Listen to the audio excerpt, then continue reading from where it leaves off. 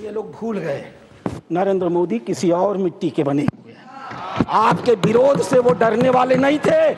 आप चाहे जितना भी विरोध करते, वो मजबूती के साथ एक आम गरीब मुसलमान, एक दलित, एक पिछड़ी महिला, एक अनाथ महिला, एक तलाकशुदा महिला, अनाथ बच्चों के साथ खड़े होने वाले थे और इसीलिए वो मजबूती से विधेयक लेकर के आए।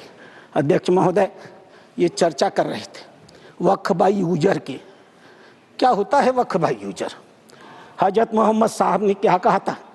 आपके पास अपनी कोई संपत्ति हो तो दूसरों को भले के लिए दान करो। हदीसों ने क्या लिखा था? यदि किसी व्यक्ति के पास अपनी संपत्ति है, उस संपत्ति का एक हिस्सा वो दान कर सकता है, उसके लिए मुतवल्ली बना सकता है, उसके आय के साधन कैसे होंगे लिख सकता है, आय से होने वाली आय किस वर्ग के उपयोग में आएगी उसके भी निर्देश दे सकता है। What is this Waqf by user? किसने आपको संपत्ति दी? किसने आपको संपत्ति दान की? किसके मन में मनसा थी कि अल्लाह को दे दिया जाए?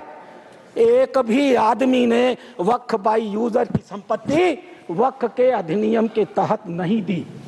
जैसे फिल्मों में गुंडे हुआ करते थे, जिस औरत पर हाथ रख दी वो औरत उनकी हो गई।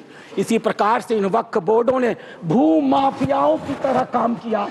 जिस जमीन पर हाथ रख दिया इन्होंने, वो जमीन उनकी हो गई। आज इस मानसिकता से ये काम करते हैं। जमीनों पर मैं कानून लेकर के आया हूं। अध्यक्ष महोदय, इसी सदन में माननीय सदस्य झूठ बोल रहे थे, असत्य बोल रहे थे। 1995 का यह एक्ट है, धारा 40। द बोर्ड में इटसेल्फ कलेक्ट इंफॉर्मेशन। बोर्ड स्वतः इस बात की सूचना इकट्ठी कर सकता है यदि उसे इसका कोई कारण महसूस होता है कि यह वक्फ की प्रॉपर्टी है। आगे क्या करेगा? And it any question arises whether a particular property is a waqf property और not, whether a waqf is a Sunni or Sikh board, after making such inquiry as is deemed fit, decides the question. संपत्ति पर हाथ रख दो, किसी भी संपत्ति को वक्फ बोर्ड की संपत्ति कह दो और वक्फ बोर्ड खुद ही तय कर लेगा कि वो संपत्ति वक्फ की है कि नहीं है। और जिस बेचारे की संपत्ति ले ली जाएगी उसको पता ही नहीं चलेगा। और अगला वाक्य क्या है? The decision of the board on the question under section 1 shall, unless revoked by tribunal, shall be final. Tribunal ने अगर उस निर्णय को बदला नहीं तो वह डिसीजन फाइनल होगा। और उसी एक्ट का दूसरा हिस्सा है अध्यक्ष महोदय, no appeal shall lie against any decision or order whether interim or otherwise given or made by tribunal. Tribunal के द्वारा कोई भी आदेश जो दिया गया होगा उसके खिलाफ किसी प्रकार की अपील नहीं होगी। एक अपार्टमेंट में कोई परिवार चला जाए, किराए पर मकान ले ले, और ऐसी घटना हुई है अपार्टमेंट में, किराए पर मकान ले ले, अपने 4 मित्रों को बुला ले और नमाज पढ़ ले।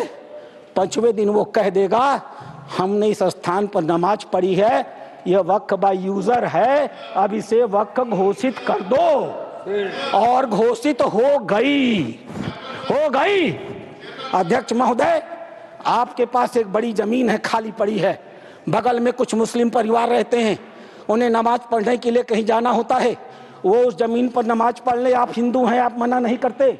5 दिन 7 दिन नमाज पढ़ने के बाद वो लिख के दे देंगे कि हम लोग इस जमीन पर नमाज पढ़ते थे, अब यह वक्फ बाई यूजर हो गई, अब इस जमीन पर किसी का कोई अधिकार नहीं रहेगा।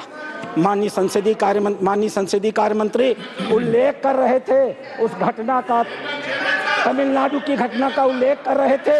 क्या हुआ तमिलनाडु में? एक रामचंद्रन नाम का आदमी अध्यक्ष महोदय, वह व्यक्ति अपनी लड़की की शादी के लिए अपनी जमीन बेचना चाहता था। वो जमीन बेचने के लिए जब रजिस्ट्रार के घर गया, ऑफिस में गया, तो पता चला कि वो जमीन उसके नाम पर ही नहीं है, वो जमीन वक्फ को दे दी गई।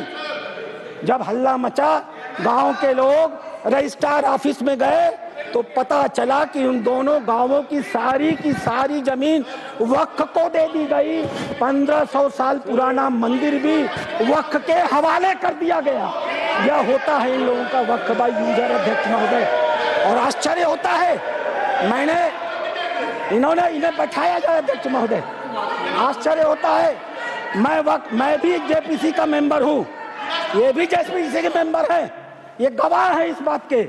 मैं लगातार जेपीसी में जितने भी विटनेस आते रहे, इनके बड़े बड़े धार्मिक मतावलंबी, मैं उनसे कुरान को कोट करके कहता रहा। मैं कुरान पढ़ता हूँ, कोई बुराई नहीं है किसी धर्म को पढ़ने में। मैंने कुरान को कोट करके कहा कि मौलवी साहब ये तो बताओ कि इस कुरान में या किस हदीस में यह लिखा है कि अगर हमने कोई संपत्ति दान नहीं की तो तुम उसको वक्फ बाय यूजर मालिकाना मान लोगे। किसी के पास एक भी मेरे सवाल का जवाब नहीं था। इन लोगों ने क्या किया मालूम है?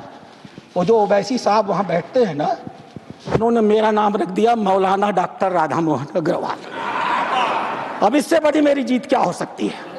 मैंने इनसे पूछा, इस बात पर बहस होती है कि डीड लिखित गया या नहीं।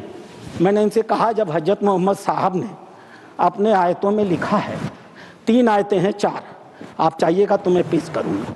4 आयतें हैं जहाँ हजरत मोहम्मद साहब कहते हैं एक भी पैसा अगर किसी को दो तो उसको लिखो, उसका उदाहरण दो, उसका विटनेस बनाओ, ताकि ताकीद रहे कि कल तुम्हारे देने को कोई चुनौती न दे पाए। एक भी पैसा दो तो लिखित दो।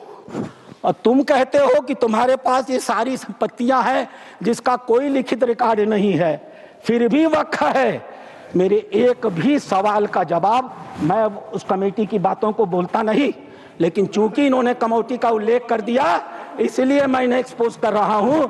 मेरे एक भी प्रश्न का जवाब ये लोग नहीं दे पाए। खाली मुझे कहते थे कुरान पढ़ते हैं मौलाना है, कुरान पढ़ते हैं मौलाना है। अरे कुरान मैं पढ़ता हूं, तुम तो मुसलमान हो, बचपन से पढ़ते हो ना। मैं पढ़ूं और बताऊं कुरान में क्या लिखा है? मार हो जाएगी, मार। ये हिंदू की भलमनसाहत है जो कुरान पढ़ के तुम्हें बताता नहीं है। अध्यक्ष महोदय दूसरी चीज, सरकार इनकी थी, इन्होंने वक्फ को अभय दान दे दिया। और क्या नारा दिया?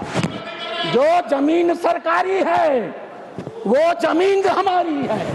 सरकारी संपत्तियों पर कब्जा करने का ऐतिहासिक इन्होंने कर्म काहे किया है। उत्तर प्रदेश की 74% वक्फ की संपत्तियां सरकारी जमीन पर कब्जा करके बनी है। तेलंगाना में 50% की संपत्तियां सरकारी जमीन पर कब्जा करके बनी है। पूरा अभयदान इनको मिला था अध्यक्ष महोदय, और उसका फल क्या हुआ? 2006 में सच्चर कमेटी की रिपोर्ट आई। सच्चर कमेटी ने कहा 4,50,000 संपत्ति है और 6 लाख एकड़ जमीन है। आज 2024 में 8,72,000 संपत्ति है और 37,94,000 एकड़ जमीन है। 2006 से 2023 6 लाख एकड़ से बढ़ करके 37,94,000 एकड़ जमीन इनकी हो गई। इन्हें बताना तो पड़ेगा सभापति महोदय कि आखिर 31 लाख अतिरिक्त जमीन इन्होंने पाई से कहां से है। इन्हें उसका उदाहरण देना पड़ेगा। अध्यक्ष महोदय, जितना ये कांग्रेस के पहले वक्ता रहे हैं, जितना समय ये बोले हैं, मैं भी उतना ही समय बोलने वाला हूं। यह मेरा अधिकार है सभापति महोदय।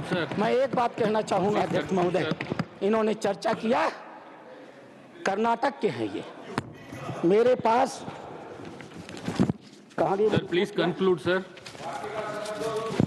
अध्यक्ष महोदय, मेरे पास ये रिपोर्ट है। यहां बोलने के पहले मैंने इस रिपोर्ट को ऑथेंटिकेट किया है। माननीय उपराष्ट्रपति महोदय के पास इसको लिख करके भेजा है। ये सांसद महोदय कर्नाटक के हैं, पाकिस्तान जिंदा वाले। एक शब्द भी इन्होंने इस रिपोर्ट के बारे में नहीं बोला।